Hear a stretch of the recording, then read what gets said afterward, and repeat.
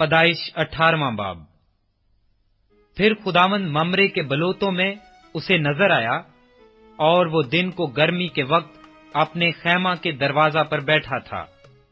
और उसने अपनी आंखें उठाकर नजर की, और क्या देखता है कि 3 मर्द उसके सामने खड़े हैं, और उनको देखकर खैमा के दरवाजे से उनसे मिलने को दौड़ा और जमीन तक झुका और कहने लगा, ऐ मेरे खुदावंद, अगर मुझ पर आपने करम की नजर की है तो अपने खादम के पास से चले न जाएं, बल्कि थोड़ा सा पानी लाया जाए और अपने पांव धोकर उस दरख्त के नीचे आराम करें।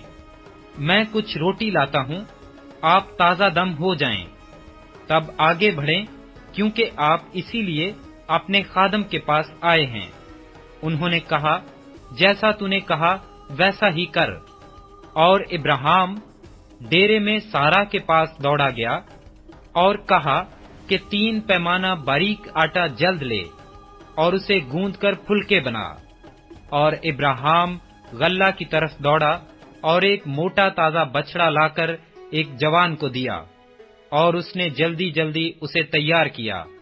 फिर उसने मक्खन और दूध और उस बछड़े को जो उसने पकवाया था लेकर उनके सामने रखा, और आप उनके पास दरख्त के नीचे खड़ा रहा, और उन्होंने खाया। फिर उन्होंने उससे पूछा कि तेरी बीवी सारा कहाँ है? उसने कहा, वो डेरे में है।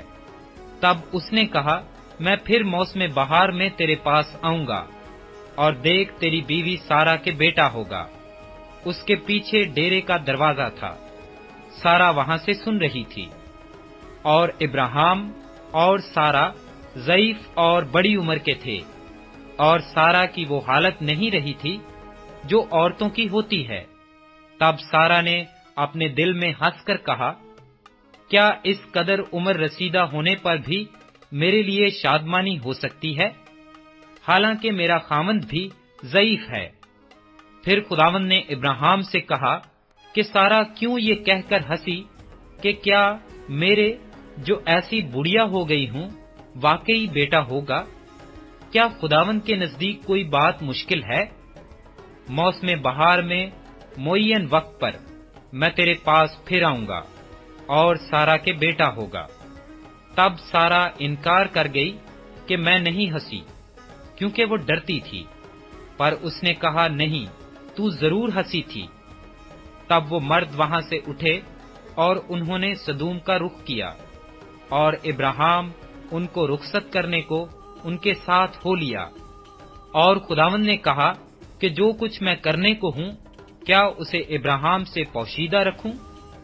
इब्राहिम से तो यकीनन एक बड़ी और जबरदस्त कौम पैदा होगी, और जमीन की सब कौमें उसके वसीला से बरकत पाएंगी, क्योंकि मैं जानता हूं कि वो अपने बेटों और घराने को जो उसके पीछे रह जाएंगे वसीयत करेगा कि वो खुदावंद की राह में कायम रहकर अदल और इंसाफ करें, ताकि जो कुछ खुदावंद ने इब्राहिम के हक में फरमाया है उसे पूरा करे।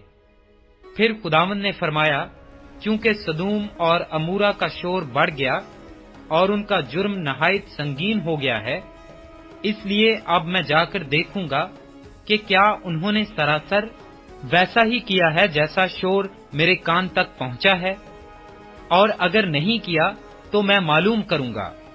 सो वो मर्द वहां से मुड़े और सदूम की तरफ चले, पर इब्राहिम खुदावंद के हजूर खड़ा ही रहा।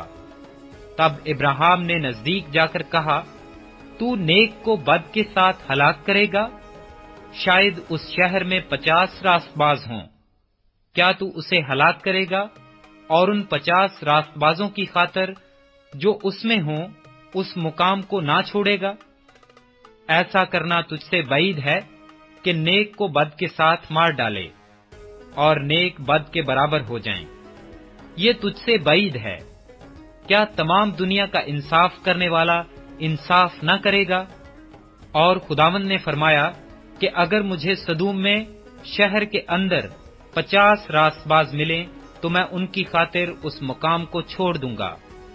और इब्राहिम ने जवाब दिया और कहा कि देखिए, میں نے خداوند سے بات کرنے کی جرت کی، اگرچہ میں خاک اور راکھ ہوں، شاید 50 راست بازوں میں 5 کم ہوں، کیا ان 5 کی کمی کے سبب سے تو تمام شہر کو نیست کرے گا؟